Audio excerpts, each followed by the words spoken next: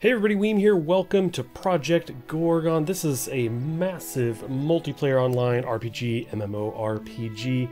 A new one just came to Steam a little bit ago. Basically, it arriving on Steam meant that it was coming out of alpha, going into beta, and it looked pretty interesting to me, so I thought I would give it a whirl.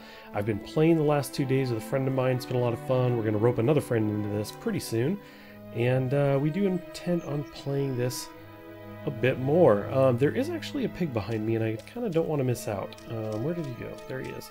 I actually need to get pig snout, so let me get this guy real quick, and before somebody else swoops him. I'm going to fire at him here with my arrows. Take him out really quick, and then if I butcher him, you can see on the right that I'm trying to get a snout, so that's really what I'm after. I'm going to get an arrow back, some other stuff. Let's see, butcher. Okay, got a pork shoulder. Not what I'm looking for, but that's okay. I just figured, let me get that really quick before somebody else comes along. So, Project Gorgon, I mentioned this is an MMO. This is actually being developed by a husband and wife team, Eric and Sandra. Eric has worked on games like Asheron's Call 1 and 2, Star Trek Online. His wife Sandra has done the same. She was a producer on Asheron's Call and Everquest 2. So, as you might guess, this game, with that experience, kind of falls under that kind of older school MMO philosophy, which is drawing a lot of people into it, including myself. If you've been following me lately on Twitter, I've been posting screenshots as I've been returning to games like Everquest and Dark Age of Camelot, just for the nostalgia factor. Just check them out again. Ooh. So yeah, this has kind of the older school MMO philosophy. What do I mean by that? What are you talking about, Weem? So in some of the older school kind of games, you think back to something like Ultima Online, for example. You basically skill up by doing. So essentially, if you are using your sword a lot, that's how your skill in sword use is going to increase. And so basically, there's not, in this game, there's no class. You use what you want to use, and those things will level up. So I actually have, this is my archery line, this is my hand-to-hand line. I can actually bring up my skills here, go to the archery, you can see primary, that's setting it as my #1 row here. If I go to secondary, it'll swap it to the bottom and move my unarmed combat is what it is. I keep calling it hand-to-hand, but there's that. And as you level, you will get more and more abilities. You can see that I am level 7 of 50, and I've got progress towards my next one.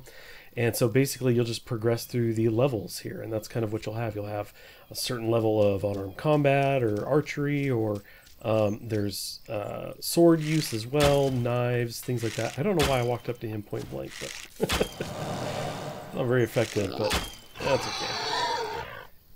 So you kind of decide how you want your character to progress in that way. One of the big things this does is that you don't look to the wizard next to you, for example, and say, oh, we're the same level, so we have all the same abilities. That's not necessarily the case. Some abilities unlock in various ways. You don't just automatically get them. There's things that NPCs have to teach you in some cases. You may see somebody with a cool ability and actually ask them, hey, where'd you get that?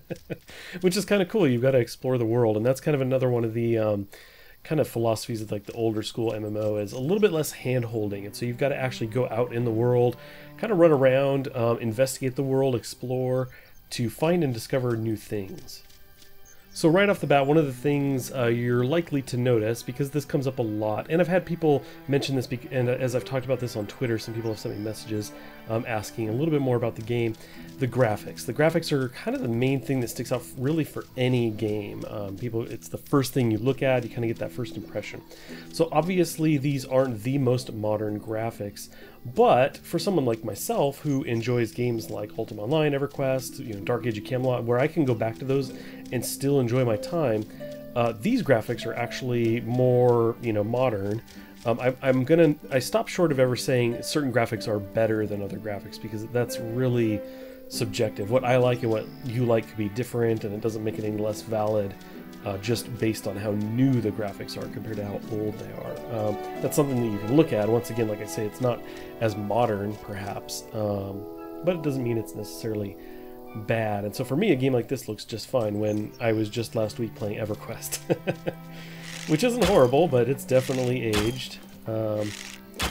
So that's one of the first things that stands out, and again, it's going to be one of those things. Are you the kind of person that gets hung up on that stuff? If so, that's that's legit. If that's your concern, and it keeps you from playing a game, then there's no harm there. I wouldn't fault anyone for that, but like I said, for people like myself who dig this kind of older school feel, sometimes that's what you end up settling for, either because you're going back and playing those older games, or development of a game that's kind of in this style is focusing more on that style and that old school philosophy than they are kind of trying to make everything look really, really good. Obviously, if you can get both, that's pretty cool, but you got a small team, you got to start somewhere. Okay, so I knew somewhere in this lake was this portal. You can actually see a little bit of the color. I think if I move forward, you can actually see it there. There is a dungeon under there, and I went in there before. It was kind of cool. I think I might go down there again, but what I'm going to do is I'm going to mark this on the map. This is kind of a cool feature, and not that it's brand new or anything, but it's been in some games. I'm going to actually mark this on here. We're going to call it portal, just so I kind of remember where that is. And I think I'll swim down there and get that. Now, talking about this kind of older school philosophy, if I bring up my quest tab here, they've got a notepad. This is a really small thing. I actually, I totally forgot this till I brought it up.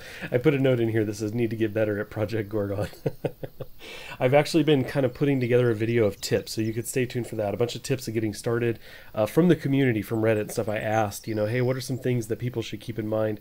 So I'm putting together a tip video, and in one of them I was showing off the notepad, and I typed that into the video. So nice little surprise to see that again. But to kind of get back to my point, in games like this, it's really interesting having a notepad where you take notes, because there are actually quests presented to you where you're going to need to kind of note some things. Obviously, you could write those on a piece of paper, but this is nice and convenient. In here, you've got your quests and everything, and you can just drop over here and just kind of type in whatever you want. And it's saved in there for you to kind of reference later. I actually had a quest where you had to go around and get some coordinates, and you'd run around to these different obelisks, and it would tell you, okay, the third digit is 6, and so I was kind of noting those in there, and it works out pretty well. What I'm going to do is I'm going to jump in here and swim down this dungeon. I think is probably still too high for me. I was kind of low when I went in here before, but let's get down in here and check it out again. Okay, so we kind of pop out of the water here. We got some sewer rats. Now, one of the things I want to mention, again, we're talking about the old school kind of philosophy.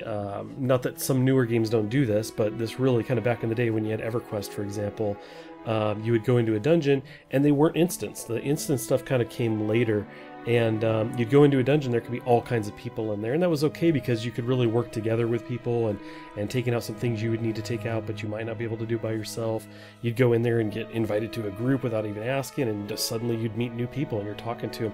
And that's kind of one of the things they talk about with this game, one of the goals. And typically when you're doing these kind of older style games, you're trying to return to this time when the social aspect of the game was much more important, where you needed to be actually talking to people and working with people, versus, for example, just queuing up into a dungeon finder that's going to match you into a group. And that's great when you don't have time for maybe meeting new people or anything. So I definitely don't want to come down on that, because it's definitely good, and I've used those systems before. But we who've played kind of the older school MMOs, that's one of the things you end up missing out on is, I miss the time when you'd go into places and kind of really work together with the people in the area and get to know people at that level. And next thing you know, you're regularly grouping, then you're putting together a guild, things like that. So anyway, that's pretty cool. I think I need to take the sword out of my hand is the problem. You can see I can just kick right now. I don't want to just kick. Kick him again. It's kind of fun kicking stuff back, because you can then, like, as I'm kiting stuff backwards and they get close, I can kick them back and start firing again. So we're going to take this, we're going to butcher the corpse, and then I want to bring up my items here. And I had put this in my offhand because, from what I understand, the sword abilities, let me bring that up. If I go to sword abilities, there are some, or is it info? I think it's under info. There are various passives and everything you get, even at the lower levels as you're coming up to this point. And if you've got a weapon in your hand for that, I guess the passives still apply to you. So I was carrying that around because I was mostly just using my bow. But in here, I'm going to have a lot more close combat. So let's take this off. And I think that might have been preventing me from using this. Carrying that sword in my offhand just to carry it for the passives is something I just did recently. So we'll be testing this out. This guy's a corpse.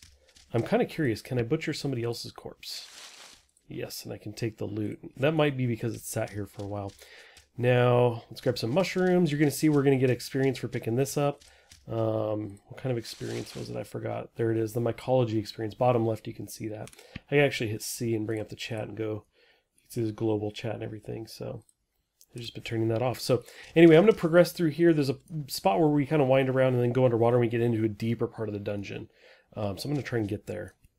Okay, so I made it down in here. I ended up dying. There's a spot when you come out of the water, get through some skeleton stuff, and I was alone. They were tough and they killed me. But anyway, you kind of respawn in this area, which I've been in before. That's why this map is even revealed as it is. So I am here. Normally you come in over here, walk down here, and you die. I died in here, so you end up respawning on this side. Now, players kind of pop back in here as well when they die, and so I'm going to kind of run this way. Obviously, there's some dead stuff here. We can kind of cruise this way and check out the action. I know there's a boss that like spawns in this room. There he is. Looks like somebody took him out. I wonder if I can butcher him. Can I butcher you? No. Okay, let's see if we can see some action here. Like I said, I just thought I would kind of jump down here and take you around. And this is, again, like I said, it's one of those things that's really fun for me to kind of go in and you know, to dungeons like this. It's just very reminiscent of my Everquest days, and I find that quite a bit of fun. These spiders are actually not too big a deal for me, but some of the skeletons are a little tougher. There's a strong box in here. Let's check that out. We've got scroll. We can jump up on these guys. Run over to the strong box first. I've been up here before and had found the goblets, but not this. Let's take that. Is that something we can open? I'm not sure. It's empty, but the box itself can be quite useful. Okay, cool. So one of the things, I've got a lot of items. There's a lot of different things that drop in this game, and I was reading about that, and from what I saw somebody say anyway, it's kind of an intentional thing. There's a whole system with NPCs about gaining favor with them. They like certain things, and I'm going to actually turn this audio down real quick. The NPCs have different things they favor, and so basically, you know, you may talk to one who's really into armor and swords, for example, and if you give those to him or her, you increase favor, which means they'll give you better pricing on stuff they're selling, things like that. So that's kind of cool. So I'm finding myself not wanting to get rid of anything. I wonder if I can take this guy out. Let's get in here. Punch you, kick you. He's got quite a bit of hit points here. Okay, cool. I think I'm getting help from this one. Yeah. Let's go ahead and search. So we'll take that. Looks like there's some kind of helmet there. I don't have the level for that. You can see it's unarmed level 10. I'm not quite there. I think my unarmed level is like 7. And unfortunately, I came down in here with like no arrows. I realized it about partway in. I had like 1 arrow. I was like, ah, that's no good. So anyway, we're going to leave this person to those pulls, I think. Looks like these guys are trying to take down the boss. Or this, I think it's kind of the boss of this dungeon. Pretty big spider. I'm not sure how well it's going to go for them. This guy's kind of getting wrecked, and I'm probably next. I definitely have no business being down here. Let's see, we're going to fight here. Now, one of the things we can do here is I can punch, and then I can hip throw. Let's do that. So that was pretty cool. I just did that combo. Why did I do that? Well, you can actually meditate in certain places, and it gives you different bonuses. So when I mouse over the hand up here, you can see I have a daily combo. I got this from meditating. And so the combo is punch, punch, hip throw. The final step deals double damage. So that's kind of a cool thing. I also have this one here, kick, punch, cobra strike. The final step hits all enemies within 5 meters. So this isn't something I normally have, but because I meditated, it became an option that it was an option that became available to me. So stuff like that, pretty cool. Okay, let's see. They're going after this guy once again. I don't think that's gonna go well. I don't see his. Oh wait, that's the player's life not moving, huh? Oh, the spider is kind of coming down. Let's jump in here and kind of hit and kick. I'm actually really curious about this. This is something I don't know. I'm gonna go to unarmed. Okay, and we're gonna kind of punch and punch. Hip throw. Oh no, he got wrecked. Oh, wait, there we go. I thought he died. He suddenly appeared next to me. I meant to watch this to see if it leveled up, and I think Let's see, did we get, we did get 4 XP in unarmed, so we did get XP even though that wasn't something I really kind of contributed much to. I did a little bit of damage. It was something I've actually been curious about though. If I actually get some swings in on something that I'm very ineffective at, do I actually get experience? I was pretty sure I did, but anyway, one of the key things, or key reasons I want to kind of talk about that as well is that you can come down in a place like this. And even if you're solo, for example, and you're really not getting loot, let's say, because there's groups down here and they're fighting and you're hitting things but not getting loot, you're progressing still. Your experience is moving along in whatever you're using. So there's still that benefit. And maybe you find a group you can ask, hey, anybody inviting, or, can I get into a group? So far, the community's been awesome. And that's one thing you hear a lot of from people here is just how cool the community is. And I've very much been experiencing that. People very happy to answer questions and everything. So that's been great. And like I said, it's one of those things I've really been missing in like an MMO, for example. So it's been very fun to kind of come back to that. But I think it's time to get out of here. I'm really not being all that effective here. I think we can get this chest though. I think this kind of resets like every 24 hours or something.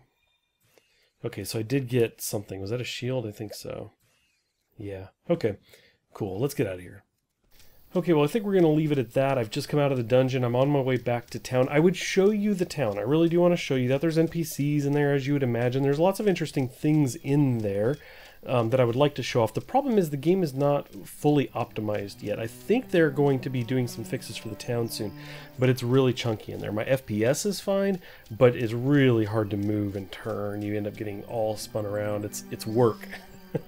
Trying to navigate town, so I don't want to try and show you that on video right now, but I believe that's something that's about to be fixed. I think they're doing optimization specifically for that issue, because that's an issue for everyone regardless of your system. It doesn't matter, it's not good right now. So anyway, once that gets resolved, and if I'm doing another video or something, then I'll definitely show you more of what's going on there. Lots of cool stuff. The NPCs, there's favor you work up, I mentioned that before. There's work orders in there, kind of a cool system where you can offer up money for X number of resources that you're looking for, and people can just go fill those. I really like that. There's the game Zion has that, where you can actually put a trade post outside your settlement and say, I want 10 fish, and I will give you this fishing pole. And anybody running along can look at that and go, oh, I'll bring the 10 fish here, and then they get that fishing pole.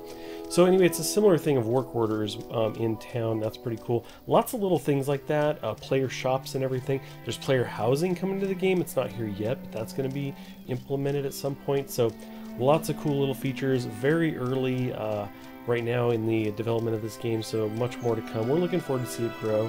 And yeah, that's it. I want to thank you guys again for watching. I really appreciate it, and I'll catch you next time.